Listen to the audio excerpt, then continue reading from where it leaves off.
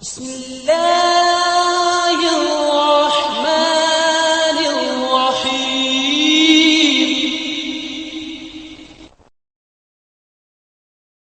اعوذ باللہ من الشیطان الرجیم. بسم اللہ الرحمن الرحیم. اللہم صلی علی محمد وآل محمد وعجل فرجہم. آج ماہ مبارک رمضان کی 26 تاریخ ہے. آج کی دعا کا ثواب اس طرح سے بیان کیا گیا ہے: جو شخص اس دعا کو پڑھے گا، قیامت کے دن ندا دی جائے گی، آواز دی جائے گی کہ غم مت کھاؤ، ڈرو نہیں، یہ غم اور خوف کا مقام نہیں ہے، پروردگار نے تمہارے سارے گناہ کو بخش دیا ہے. آئیے اس دعا کو خلوص نیت سے پڑھتے ہیں. بسم اللہ الرحمن الرحیم. اللہم صلی علی محمد وآل محمد. اللہم اجعل سعی فیہ مشکورا وذنبی فیہ مغفورا وعملی فیہ مقبولا وعیبی فیہ مستورا یا اسمع السامعین. اے میرے اللہ، آج کے دن اس ماہ مبارک رمضان میں ہماری سعی اور کوشش کو قدر کی نگاہوں سے دیکھنا، یعنی ہماری عبادت کو اور ہم نے جو دعائیں کی ہیں، جو نیک عمل کیا ہے، ان سب کو میرے اللہ قبول فرمانا. یہ انسان جو سعی اور کوشش کرتا ہے عبادت کرنے کے لیے، اللہ کو راضی کرنے کے لیے، یہ خواہش بھی رکھتا ہے کہ ہم نے جو محنت کی ہے، جتنی محنت سے عبادت کی ہے، پروردگار ہماری اس محنت کو قبول کرے. اسی کی دعا کی جا رہی ہے: اللہم اجعل سعی فیہ مشکورا، کہ ہماری سعی کو، ہماری کوشش کو اس میں مشکور قرار دے، یعنی تو قدر کی نگاہوں سے دیکھے. گویا تشکر کے اس میں معنی پایا جا رہا ہے، لیکن پروردگار کسی کا شکر اس کی شان کے خلاف ہے کہ ہم یہ کہیں کہ خداوند عالم شکر ادا کرتا ہے، کسی کا شکریہ کرتا ہے، بلکہ اس کی ذات بہت ہی بالا اور بلند ہے. تو یہی ترجمہ کیا جاتا ہے کہ پروردگار ہماری سعی اور کوشش کو قدر کی نگاہوں سے دیکھنا، یعنی ہماری سعی اور کوشش، ہمارے عمل کو قبول فرما لینا. وذنبی فیہ مغفورا، دوسرا جملہ ہے: میرے اللہ، آج کے دن ہمارے گناہوں کو معاف کر دینا، تمام گناہوں کو معاف کر دینا. ظاہر سی بات ہے، ماہ مبارک رمضان میں تو گناہ بہت کم ہوتے ہیں. پھر کن گناہوں کی مغفرت کی دعا مانگی جا رہی ہے؟ اس کا مقصد یہ ماہ مبارک رمضان سے پہلے جو گناہ کیے ہیں، اے میرے اللہ، میرے ان تمام گناہوں کو معاف کر دینا، ایسا بنا دینا کہ ہمارا ہر گناہ معاف ہو جائے، کوئی گناہ ہماری گردن کے اوپر باقی نہ رہے. وہ عملی فیہ مقبولا، اے میرے اللہ، ہمارے عمل کو قبول فرما دے، مقبول ہو جائے ہمارا عمل تیری بارگاہ میں. کون سا عمل انسان کا قبول ہوتا ہے؟ ہر وہ عمل انسان کا قبول ہوتا ہے جس میں اخلاص اور خلوص پایا جائے.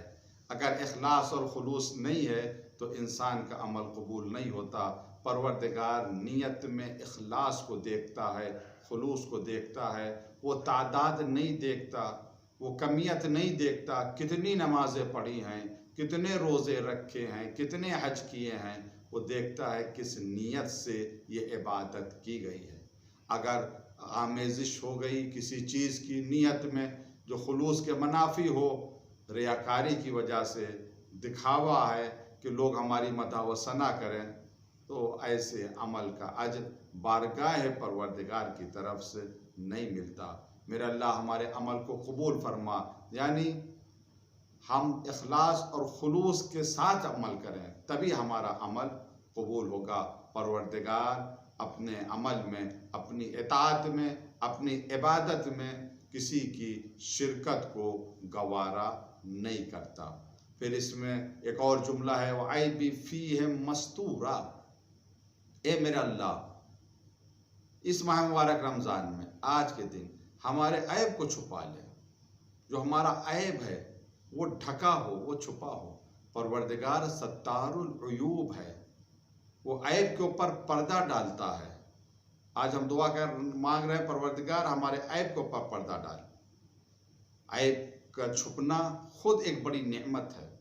अगर इंसान के ऐबों से पर्दा हट जाए, परवरदिगार अगर पर्दा हटा ले, तो इंसान मुंह दिखाने के लायक नहीं हो सकता। तो हम जब ये दुआ मांग रहे परवरदिगार हमारे ऐब के ऊपर पर्दा डाल, तो हमें ये भी कोशिश करना चाहिए कि हम दूसरों के ऐब के ऊपर पर्दा डालें। मगर अक्सर यही देखा जाता है कि इंसान को अपना बड़ा ऐब नज़र नहीं आता, दूसरों का, अपने भाई का छोटा सा ऐब भी नज़र आ जाता है और उसे बड़ा बनाकर पेश किया जाता है। इंसान मोमिन वो है जो अपने ऐब को देखे, अपने गिरेबान में मुंह डालकर देखे। जब इंसान अपने ऐब को देखेगा तो कभी मुतकब्बिर नहीं होगा, और जब दूसरों के ऐब को देखेगा तो ला मुहाला कभी गीबत करेगा, कभी इल्ज़ाम लगाएगा, तो उससे खुद ब खुद गुनाह सरजद होते चले जाएंगे। तो हमारी यही कोशिश होनी चाहिए, हर बंदे की यही कोशिश होनी चाहिए कि वो दूसरों के ऐब के ऊपर पर्दा डाले।